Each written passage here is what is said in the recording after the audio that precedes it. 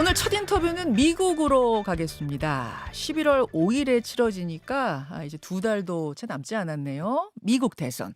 트럼프 대 해리스, 해리스 대 트럼프 두 후보의 첫 TV 토론이 어제 열렸죠. 첫 토론인데 그 이후에 합의된 토론 일정은 아직 없기 때문에 사실상 마지막 토론이 될 수도 있다. 이런 얘기가 나옵니다. 그래서 전 세계적인 관심이 모아졌습니다. 과연 미국의 유권자들은 누구 손을 들어줬을까요? 전문가의 분석 함께 해보겠습니다. 미국 정치 전문가입니다. 경희대학교 미래문명원의 안병진 교수 나오셨습니다. 어서 오십시오, 안 교수님. 네, 안녕하세요. 총관전평, 총평 어떻게 보셨습니까? 기대치 게임에서 해리스가 승리했다. 이렇게 저는 한마디로 정리할 수 있을 것 같아요. 기대치 게임이라는 지금 앞에 수식어를 다셨어요? 예. 그러니까 보통 저희가 그러니까 대선을 볼 때 네. 그러니까 토론에서 핵심은 얼마나 원래 기대했던 것보다 훨씬 기대를 뛰어넘느냐. 이게 토론 승리의 거의 90%를 결정합니다. 근데 사람들이 아무래도 트럼프는 토론의 달인이라는 어떤 그 이미지, 네. 그리고 해리스는 트럼프와 처음으로 맞닥뜨렸고, 그러니까 어떻게 보면 헤비급 챔피언과 맞닥뜨리는 거 아니에요? 그런 점에서 잘 못할 것이다 라는 생각들을 가지고 계셨는데 그 생각이 해리스에겐 굉장히 고마운 거죠. 근데 사실은 제가 아는 해리스는 검사 시절서부터 워낙 뭐 상대를 덫에 놓는 것의 달인이에요. 그래요? 근데 또 일부 전문가들은 해리스가 말주변은 그렇게 뛰어나지 않다. 똑똑한 사람이지만 그런 얘기도 했었는데 그게 아닙니까? 말주변 뛰어납니다. 뛰어나요? 다만 그 말주변도 여러 가지가 있는데 네. 이제 법정에서 기소를 하는 그 검사들은 상대를 덫에 놓고 상대로 하여금 어떤 그 계속 그 당황하게 하고 흔들어 놓고 예. 이런 거에 특화된 사람들이잖아요. 예. 그런 측면에서 말주변은 탁월하고 그러나 본인의 어떤 모순된 주장들을 네. 그러니까 본인이 이렇게 어떤 공세에 처하는 적은 별로 없으니까. 예, 그렇죠. 그러니까 본인의 모순된 주장들을 체계적으로 잘 설득력 있게 전달한다? 그건 좀 떨어지죠. 아하. 하지만 어제의 토론은 예. 주로 이제 질문하고 공세를 놓는 토론이니까 해리스의 가장 큰 검사로서의 장점이 200% 발휘된 와, 무슨 토론이죠. 말씀인지 알겠어요. 예. 덫을 놓고 그걸 착 채가는 그것에 능숙한 사람이었는데 어제 토론이 저도 뭐 봤습니다만 트럼프가 그 덫에 다 걸리는 느낌이었어요. 뭐 해리스로서는 거의 경이로울 정도로 예. 너무나 일관되게 걸리셔서 트럼프가 그래서 저는 거의 뭐 엑스맨 왜 그런 표현처럼 예. 그러니까 더구나요. 예.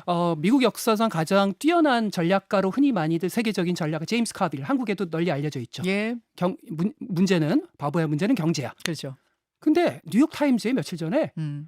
이미 해리스가 어떤 전략을 써야 된다 3가지 아주 명료하게 평소 제가 가졌던 생각과 똑같았는데요. 어떤 전략이요? 1번 덫을 놓아라. 덫을 놔라. 2번 바이든과 차별화해라. 바이든과 다르다는 걸 보여줘라. 3번 본인의 어떤 일관되지 못했던 입장들을 일관되게 설명하라. 근데 첫 번째 숙제를 트럼프의 도움을 받아서 완벽하게 수행을 한 거예요. 아니 그럼 트럼프는 토론 한두 번 해본 사람도 아니고 또 지난번 바이든과의 토론은 너무도 압승했던 사람이 이번에는 왜 그 덫에 다 걸렸어요? 왜냐하면 예. 그러니까 여러 가지 이유가 있는데 일단 해리스를 과소평가하고요. 그러니까 트럼프와 같은 마초 스타일들은 예. 어떤 그 해리스라는 캐릭터가 처음 직면한 캐릭터예요.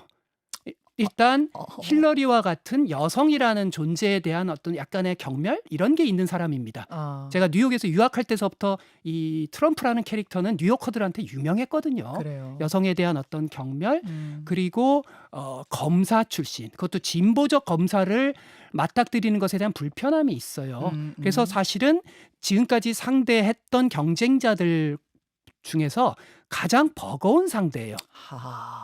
이런 사람을 못 만나봤군요. 그러니까 이제 재판정에서 만나봤죠. 예. 범죄자로서. 그러네요. 예. 그러나 정치가로서는 처음 직면하는 거예요. 그에 대해서 과소평가했고 그리고 이분이 좀 이제는 대통령도 해보셨고 하니까 좀 자신감이 있으셔서 별로 이렇게 훈련 같은 것도 안 하시죠. 뭔 말인지 알겠습니다. 그 트럼프가 해리스를 얕봤다. 네. 요 얘기가 되는 거예요. 근데 그도 그럴 것이 해리스 후보 같은 경우에는 아예 며칠 동안 저 공식 일정도 중단하고 이 준비에만 집중했었다면서요. 그렇습니다. 예. 트럼프 후보는 이제 그렇게 하지 않고 그 직전까지도 유세를 했고. 그렇죠, 트럼프는. 그렇죠. 그 시작부터 좀 달랐던 게 어제 방식은 여러분 그 진행자가 있고요. 두 명이 서서 진행자의 질문에 답하는 방식 조금 다른 토론 방식이었어요. 그래서 이제 두 후보가 걸어 나가서 자신의 위치에 서는 거였는데 해리스 후보는 걸어가다가 트럼프 쪽으로 쭉 직진을 해서 악수를 먼저 청합니다. 그러면서 이렇게 말했대요. 카멀라 해리스. 나 누구요 소개. 왜냐하면 둘이 저렇게 만나는 게 처음이라면서요. 처음이래요 여러분. 그러니까 나 누구요. 나 김현정이요. 악수 청하면서. 요것도 다 계획된 거 아니에요? 당연히 계획이죠. 당연히 계획이죠. 저 모습은 굳이 왜 보여줬을까요? 해리스가? 여러 가지 의미가 있는데요. 상당히 뛰어났던 행보인데요. 어떻게 보면은 이 무대를 네. 본인이 강인하게 이 무대를 장악했다라고 하는 이미지를 보여주는 거고요. 네. 그 아마 기억을 하실지 모르겠는데 네. 그 외 청취자분들 2016년에 힐러리 여사로서 너무나 곤혹스러웠던 순간 한 번도 경험해 보지 못한 본인이 말하고 있는데 뒤에 무슨 이상하게 하이에나처럼 어슬렁어슬렁하면서 입김을 뿜는. 네. 그러니까 힐러리 여사가 굉장히 당황했었어요 그때. 뭐지 그게 뭐였죠? 대선 토론에서 트럼프가. 대선 토론에서 어슬렁거리는 예, 모습. 그래서 힐러리 여사가 나중에 예. 회고록에서 예. 그 아주 그 입김의 그 불쾌함, 그러니까 가까이서 어슬렁거려요 뒤에서. 트럼프와. 근데 반전이 된 거예요 이번 토론은. 음. 오히려 해리스가 상대의 사적 공간에 침입해서 오히려 트럼프는 약간 뻘쭘? 그러니까 그런 아주 상징적으로 탁월한 전략을 행사했던 거고 저는 카멜라 해리스라는 그 자기 소개도 예. 흥미로웠어요. 왜 흥미로웠냐면 예. 트럼프는 카멜라 해리스라는 발음을 잘 못해요. 하고 싶지도 않아요. 아 그래요? 네. 왜냐하면 이 사람은 이 어떤 다인종, 소수 인종에 대한 되게 거북함과 약간의 혐오가 있는 사람이에요. 있죠. 그래서 어떤 그 상대가 약간 미국 메인스트림에서 들리기에 이상한 발음은 굉장히 뭐 조롱을 한다든지 그런 발음을 잘 해본 적이 없죠. 그 왜냐하면 부동산 업자 시절서부터 그 인종주의였으니까. 네, 그러니까 그런 어떤 시작서부터 본인의 그 트럼프 입장에서 기이한 발음의 카멜라 해리스 그러면서 마치 검사가 피의자에게 야 오늘 한번 조사 잘 받아보자 이런 뉘앙스 이게 트럼프를 불편하게 합니다. 와 이게 완전 계획된 행동이었구나. 가서 이제 악수 청하고 어쨌든 뭐 우리가 보기에는 훈훈한 풍경이잖아요. 악수했으니까. 그리고 나서 본 무대가 시작이 됐는데 아주 치열했습니다. 트럼프의 발언들 중에서 트럼프 특유의 거친 표현들이 좀 드러났거든요. 그거 한번 보고 올까요? 예, 저희가 더빙을 해봤습니다. 그녀는 마르크스주의자고 모두가 알아요. 그녀의 아버지 역시 마르크스주의 경제학 교수입니다. 그들은 개를 잡아먹어요. 그렇게 들어온 사람들은 고양이를 먹고 반려동물을 먹습니다. 극단적인 이야기를 하시네요. 이것이 이번 선거에서 제가 실제로 200명의 공화당 지지를 받는 이유 중 하나라고 생각합니다. 자, 그러니까 개 고양이 잡아먹는다는 얘기는 뭐냐면 여러분 이민자들 불법 이민자들이 개 고양이를 잡아먹고 있다라는 지금 뭐 그런 소문이 있다면서요. 그 네. 소문을 진짜인 양 얘기하네요 트럼프가. 트럼프의 그 강력한 지지자들이 음모론으로 퍼뜨리고 있는 건데요.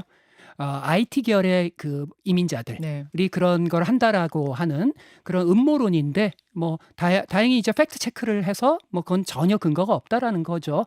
해리스 표정을 보시면 이보다도 고마울 수가 없는 거죠. 도대체 이런 고마운 얘기를 해줄 줄이야. 그래서 본인이 해리스가 이민 문제가 취약한 사람이거든요. 예. 이슈에서 예. 불리한 이슈거든요. 근데 얼마든지 그 불리한 이슈를 트럼프가 더 멋지게 공격할 수 있는데 제가 보통 강연에서 그런 얘기를 많이 하는데 법과 질서라는 담론 이번 대선에서 경제 다음으로 중요합니다. 법과 질서 담론에서 해리스가 이길 수가 없습니다. 왜냐하면 행정부 시절에 예. 아무래도 이민자가 한때 증가했고 그러니까 여기서 말하는 이민자란 불법 이민자, 겁니다. 그다음에 펜타닐, 네네. 그다음에 이런 범죄에 대해서 범죄율은 줄었지만 어쨌든 사람들의 이미지는 펜타닐 마약. 예. 그러니까 불리한 이슈예요. 그런데 세상에 이렇게 고마울 수가. 이 불리한 이슈를 트럼프가 제대로 공격하지 못하고 어처구니가 없는 그런 걸로 해서 그걸 보는 사람들이 예. 저 사람은 좀 위얼드한, 그러니까 저 한국말로 이상한 사람이구나. 어, 어. 과연 저 사람을 지지할 수 있을까라는 의구심을 불러일으키는 참 이해할 수 없는, 아마 트럼프 보좌관들이 그 순간 입을 딱 벌렸을 거예요. 그거 보다가. 저도 깜짝 놀랐어요. 불법 이민자들이 개 고양이를 잡아먹고 있다. 그랬더니 이제 앞에 있는 진행자가 팩트 체크를 해주더라고요. 그거 사실 아니라고 그 시에서 발표했다라는 걸 몇 번 이야기를 하는데도 계속 트럼프 후보는 그걸 강조.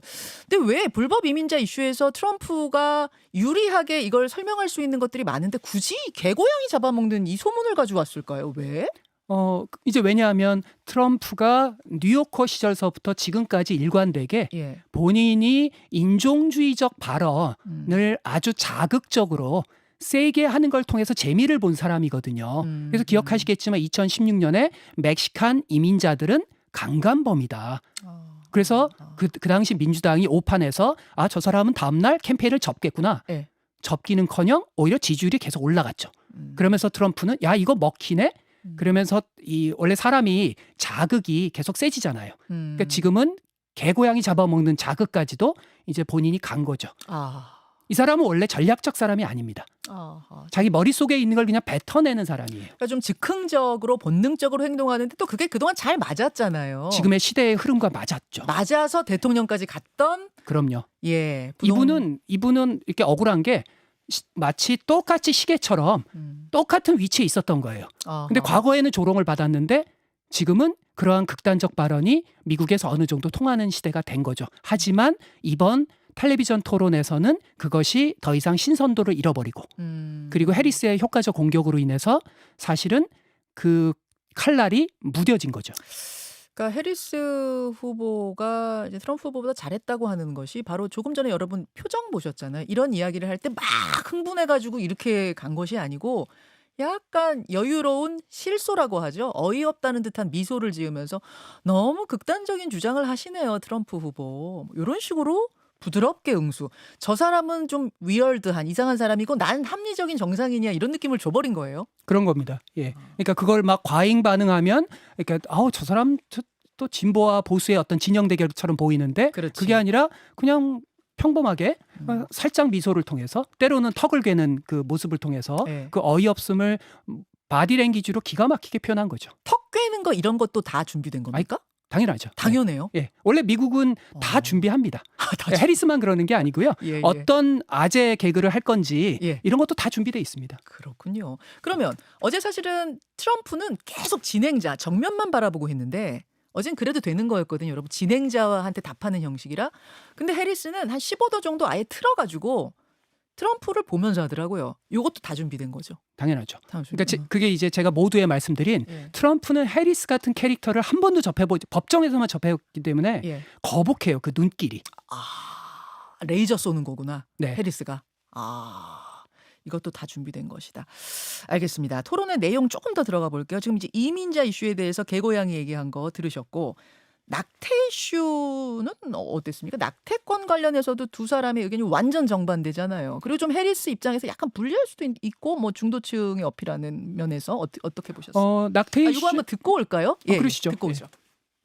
임신 8개월째 낙태를 허용할 건가요? 9개월, 7개월에요. 그렇게 하겠습니까? 트럼프 낙태 금지법은 강간과 근친상간에도 예외가 없습니다. 그들의 몸에 행해진 범죄와 폭력이 지워지지 않게 되는 것으로 그것은 부도덕합니다. 자, 낙태 찬성하는 해리스와 낙태 반대론자 트럼프가 붙었습니다. 이것도 사실은 트럼프가 지혜롭지 못했어요. 왜냐하면 해리스 입장에서 지금 캠페인에서 다소 거북한 게 낙태에 있어서 공화당의 극단적 사람들과 트럼프가 차별화를 하고 있거든요.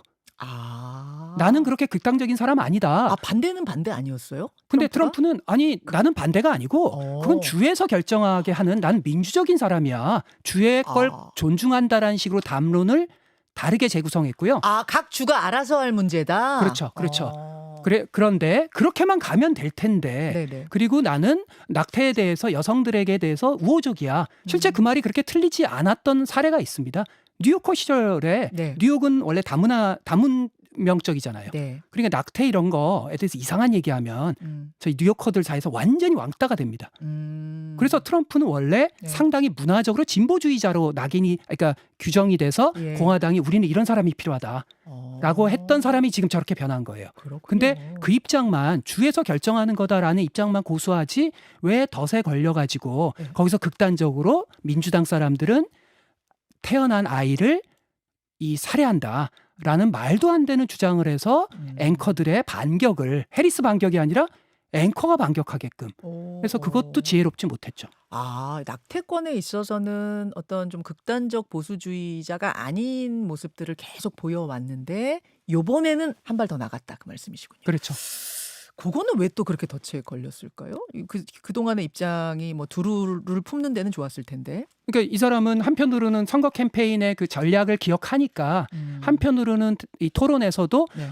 네가 자꾸 오해하는데 네. 나는 주의 권리를 옹호하는 거야라고 말을 하면서 이제 계속 예리하게 파고드니까 그리고 해리스가 되게 그 말을 잘한 게 이것을 단지 논리적으로 얘기한 게 아니라 힐러리 여사가는 지성주의자 스타일이라서 네네. 논리적으로 얘기를 했을 텐데 로 네. 비 웨이드 얘기하면서 마치 그 로스쿨 수업처럼 얘기했을 텐데 이분은 실제 그 에피소드 여성이 겪는 처절한 유산과 그 부부가 겪는 괴로 특히 13살짜리가 근친상간 이런 경우에 예외가 없다는 게 이건 말이 안 되잖아요. 그러니까 이런 아주 그 어떤 시청자들에게 보기에는 정말 공감하는 얘기를 하니까 흔들리죠. 그러니까 좀 더 한 발 더 나가야겠다. 아하. 그 더 나가신 게 이제 오히려 또 역풍을 불어일으킨 거죠. 알겠습니다. 우리가 특히 관심 갖는 건 이제 안보 이슈였어요. 북한 얘기가 나왔습니다. 잠깐 듣고 갈까요? 예. 트럼프는 김정은과 러브레터들을 교환한 것으로 알려져 있습니다. 독재자들은 트럼프를 아첨과 호의로 조종할 수 있다고 확신합니다. 지난주 푸틴은 해리스가 승리하기 바란다며 지지했습니다. 저는 푸틴이 진심이었다고 생각합니다. 예. 뭐 이런 이야기들 나왔는데 요거 부분은 어떻게 보셨어요? 안보 이슈. 이것도 사실은 해리스 입장에서 굉장히 고마운 게 그 트럼프가 세계 리더들이 날 존경한다. 근데 그 다음에 마크롱이 나오는 게 아니라 빅터 오르반이라는 이름이 나온 순간 아마 해리스 머릿속에 이보다 더 좋을 수는 없겠다. 왜냐하면 세계 리더들 중에서 유럽 리더들을 얘기하는 게 아니라 그야말로 독재자. 그다음에 뭐 푸틴, 김정은 이런 이름을 계속 언급하잖아요. 그러니까 그런 점에서 어떻게 보면은 미국 유권자들의 다수는 미국이 민주주의 국가라는 거에 대한 자부심이 있잖아요. 그래서 역으로 어떤 안보라는 게 꼭 해리스한테 유리한 이슈가 아니거든요. 그렇죠. 그럼에도 불구하고 마치 안보에 있어서 해리스가 훨씬 더 대통령다운 저희 미국에선 프레지덴셜 이러거든요. 그 이미지를 가져오는데 완전히 성공을 해버렸습니다. 자, 지금 이제 안병진 교수님의 평을 쭉 들으면서 야, 이거 뭐 그냥 해리스가 압도적으로 어제 토론은 이겼네 이 생각이 여러분 드실 텐데요. 실제로 CNN이 토론 끝나자마자 조사를 했어요. 여론조사를 했더니 63%가 해리스 후보가 더 잘했다. 트럼프 후보가 더 잘했다는 37%. 그러니까 지난번 트럼프 대 바이든 때 나왔던 것이 정반대로 완전 바뀌어버렸어요. 그렇습니다. 다만 제가 전제를 달자면 그러니까 그 원래 기대했던 걸 훨씬 넘어서는 훌륭한 어떤 토론이었다. 그러나 뭐 굳이 저희가 그 이제 학점으로 따지면 그러니까 왜냐하면 제가 먼저 시작한 게 아니라 공화당의 어느 전략가가 자기네 후보를 C-, 그러니까 트럼프를. 근데 저는 해리스에 대해서 A+는 못 드려요. A- 정도? A. 왜냐하면 이게 나중에 아마 앞으로 남은 기간 굉장히 중요해질 겁니다. 중도층. 그리고 아직 마음을 결정하지 않은 층, 정치 무관심층한테 어제 토론은 크게 소구하지 못했어요. 잠깐만요. 토론 자체로 봤을 땐 해리스가 이겼는데 또 압승했는데 그래서 중도층 뭐 무관심층을 끌어올 수 있느냐 전략적인 면에선 꼭 그렇진 않다. 그건 무슨 말씀이세요? 이후에 이제 여론조사랑 그 포커스 그룹 인터뷰, 심층 조사를 이후에 좀 며칠이 지나서 봐야 되겠지만 뭔가 지금 중도층과 무관심층의 핵심은 아니 해리스 뭐 좀 나이 젊고 신선한 것 같긴 한데 바이든과는 다른데 지지 투표를 딱 찍어주기에는 뭐 바이든과 별 차이가 없는 것 같고 또 미래에 대해서 말하는 건 그걸 어떻게 믿어? 왜냐하면 탈정치적 사람들은 실행을 믿지 미래에 대한 공약을 믿지 않거든요. 그런데 반은 성공했습니다. 그러니까 약간 마음을 열 준비. 돼 있지만 아직까지는 퀘스천 마크. 그래, 해리스 걸 앞으로 좀 봐야 되겠는데? 라는 사람도 있고.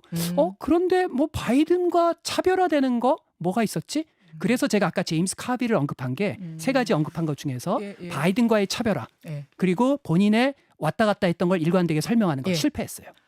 1, 2, 3 중에 1은 확실히 이겼는데 덧놔서 걸리게 하는 건 이겼는데 2, 3번에서는 좀 알쏭달쏭하다. 2, 3번을 확실하게 해리스 캠페인이 전략을 완전히 바꾸지 않으면 메시지를 선거에서 위험할 겁니다. 사실 선거는 미국이나 우리나 다 중도 싸움이거든요. 그럼요. 무관심층을 누가 잡아오느냐의 싸움에서는 어제 거기까지 나간 것 같진 않아서 조금 더 이 지지율 추이는 지켜봐야겠다 그 말씀이십니다. 확장의 가능성을 보여줬다. 근데 가능성이 현금화되려면 그거는 캠페인 전술과 전략을 바꿔야죠. 바이든하고 얼마나 차별화를 둬야 돼? 얼마나 거리를 둬야 돼요? 근데 사실은 이게 저 같은 지식인이 말하기가 참 쉬운 게 지금 방금 질문하신 게 핵심인데 너무 차별화를 해버리면 안 되고 전통적 지지층한테는 또 그럴 수 있지. 이상할 수 있지. 그러나 일정 정도 바이드노믹스와 나는 이런 거 세 가지 포인트 이거는 다르게 하겠다라는 게 선명하게 각인이 돼야 되는데 지금 해리스의 제 추측에 멘탈과 그 내부 캠페인이 복합 캠페인입니다.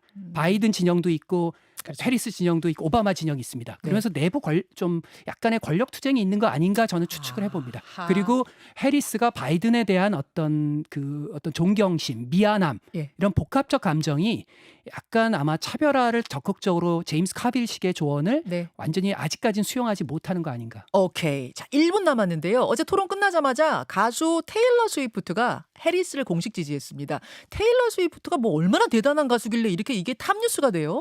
테일러 스위프트는 지금 시대의 시대 정신입니다. 과거 60년대는 비틀즈라면 70년대는 마이클 잭슨이라면 지금은 테일러 스위프트입니다. 그 정도예요. 따라서 이건 영향이 있을 겁니다. 2억 5천만 명 팔로워가 2억 한 8천인가요? 2억 8천만 명. 뭐 계속 증가하고 바뀌니까요. 그런 가수가 사실 트럼프 쪽에서는 자기 지지한다고 막 소문도 내고 그랬었는데 아예 공식적으로 어제 나는 해리스 지지한다 이렇게 얘기해버려서 이게 좀 마음이 움직일까요? 움직입니다. 이게 오히려 저는 어제 토론보다 테일러 스위프트 지지가 더 중요합니다. 그 정도입니까? 그건 시대 정신입니다. 그래서 그리고 테일러 스위프트의 강점이 좀 보편적으로 다양한 세대한테 어필합니다. 그냥 문화 대통령이에요? 문화 대통령입니다. 미국의 문화 대통령? 그럼요. 미국의 문화 대통령이 아닌가요? 전 세계의 문화 세계의 문화 대통령. 그 정도군요. 그래서 그건 젊은 층에게는 소구할 겁니다. 여기까지. 안병진 교수님 고맙습니다. 네, 감사합니다. 김현정의 뉴스쇼는 시청자 여러분의 참여를 기다립니다. 구독과 좋아요, 댓글 잊지 않으셨죠? 알림 설정을 해두시면 평일 아침 7시 10분 실시간 라이브도 참여하실 수 있습니다.